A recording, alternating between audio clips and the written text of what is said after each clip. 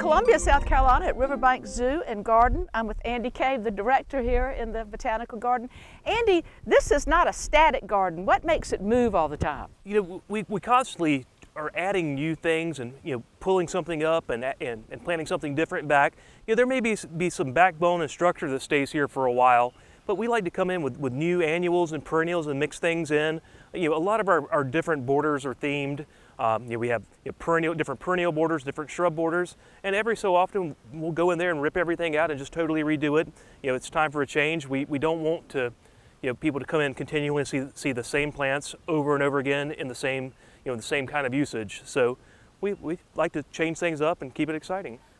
Andy, we're in the rose garden, and I think mostly you have old roses, and I'm going to ask you to tell me about that, but also you don't just have roses here. So how did you go about the design of this? Well, this was designed a little before my time here, but their concept behind it was they wanted to use old heirloom roses for a few reasons. Number one, there's a lot of historical significance. The Noisette class of rose originated down in Charleston, so we had a little local history with it. And also, the old roses are much more disease resistant than some of our modern day hybrid teas.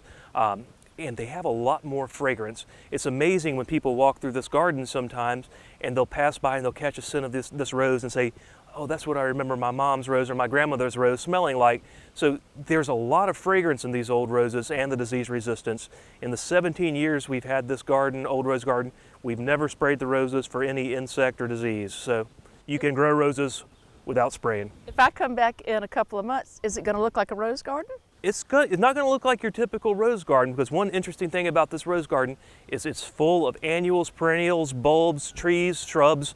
We wanted to have a little more of a casual feel, I guess, than some formal rose gardens. So intermixed between all of these roses is a variety of plant. There's always something going on in the rose garden, even if the roses aren't blooming. We always talk about South Carolina being such a great place to garden, and you don't have to worry just about coming in the spring or fall. Even in the wintertime, I think you've got things going forever and ever. Yeah, people try to nail me down sometimes and say, well, when's the garden going to be in bloom? And I explain to them that there's always something in bloom. You could come here 365 days a year and find something in bloom. Certainly different areas have different peaks at times, but there's always something to see in the botanical garden. I know a lot of people who really do love to see the cutting edge, kind of consider this the place to come to do that. And how do you keep up with all these new things, and what are some of the new things that you've got coming in now? There's so many new plants today. It really is hard to keep up and grow everything new. But luckily, thanks to a lot of plant explorers who go to different countries and bring things back, we're able to get plants that way. And then a lot of the breeding programs that are around now, developing things like exciting new elephant ears. There's so many cool elephant ears coming out every year, it seems like, and the popularity hasn't waned at all with those. There's a lot of new red buds coming out with different foliage colors. Everybody's really focusing on foliage color now a lot. There's a great red bud, Circe's Rising Sun, that has chartreuse golden foliage. The same thing with one of the elephant ears, Colocasia Maui Gold. So we're getting lots of fun colors from things too. So it's not always about the flower, but it can be a lot about the foliage color too.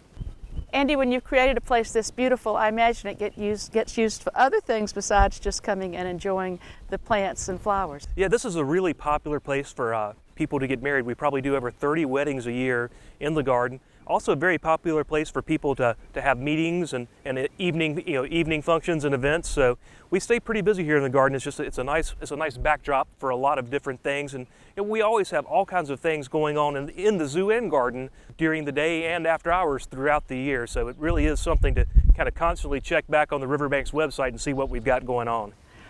I see a lot of people here with their children, and I know they come to enjoy the zoo side, but also this side as well, because it's friendly for people with children, lots of green grass for them to run around, and I think you're even going to expand on that. Absolutely. We're about to revolutionize the way kids use this botanical garden. This fall, we hope to break ground on our new children's garden. It's going to be a 3-acre, $5 million facility geared just for children. It's kind of an opportunity for kids to have a good, safe environment to play outside like we used to do running around as kids. There's going to be a man-made stream for them to play in. They'll be able to get in there and wade in there, pick up rocks, dam the stream up, change the water flow, play and have fun. There'll be a little pond that'll be a working ecosystem where they'll be able to see fish and frogs and turtles and things like that. A series of 5 tree houses that they'll be able to go from tree house to tree house. A beautiful new education center, we already have kids programs here, but it'll be a great way to expand upon that. There'll be a dinosaur dig where they'll be able to get in the sand and excavate a skeleton of a dinosaur, and lots more fun things involved. But look for that in the fall of 2015. If people want to keep up with the exciting things that are happening here, what's the best way to stay informed? A couple of easy ways to keep in touch with us. Go to our webpage, www.riverbanks.org. There's all kinds of information about planning your visit there and other things we have going on. Also, feel free to become a fan of the Riverbanks Zoo Facebook page. Lots of good information there as well. Well, I'm going to go right home and like you, and I want to thank you for letting us come and visit you today. My pleasure, Amanda. Thanks for coming out.